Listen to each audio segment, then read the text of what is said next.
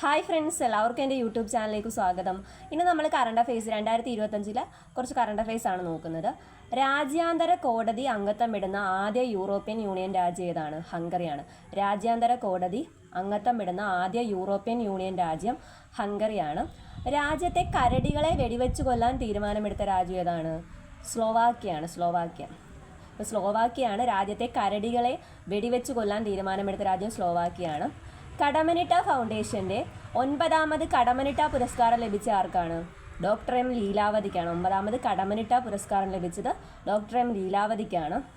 Commonwealth secretary ജനറലായി ചുമതലയേൽക്കുന്ന ആദ്യ ആഫ്രിക്കൻ വനിത ആരാണ്?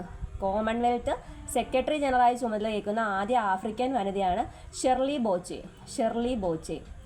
ശ്രീ ചിത്തിര തിരുനാൾ മഹാരാജാവിൻ്റെ സ്മരണാർത്ഥം ചിത്തിര തിരുനാൾ ട്രസ്റ്റ് ഏർപ്പെടുത്തിയ നാഷണൽ അവാർഡിന് അർഹരായവരാരൊക്കെയാണ്?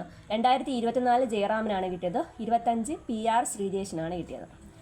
ജൈവ ഇന്ധന ലഭ്യതയ്ക്കായി 43 ലക്ഷം ഹെക്ടർ വനം വെട്ടി തെളിയിക്കാൻ ഒരുങ്ങുന്ന രാജ്യം ഏതാണ്? ഇന്തോനേഷ്യയാണ്. അപ്പോൾ ജൈവ ഇന്ധന ലഭ്യതയ്ക്കായി 43 ലക്ഷം ഹെക്ടർ വനം വെട്ടി തെളിയിക്കാൻ ഒരുങ്ങുന്ന രാജ്യമാണ് ഇന്തോനേഷ്യ. 2025 ഏപ്രിൽ പ്രകാരം ഫിഫ റാങ്കിങ്ങിൽ ഇന്ത്യയുടെ സ്ഥാനം എത്രയാണ്?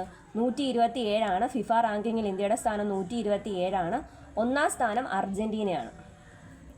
2025 ഏപ്രിൽ അന്തരിച്ച തെലങ്കാനയുടെ വൃക്ഷ മനുഷ്യൻ എന്നറിയപ്പെടുന്ന വ്യക്തി ആരാണ്?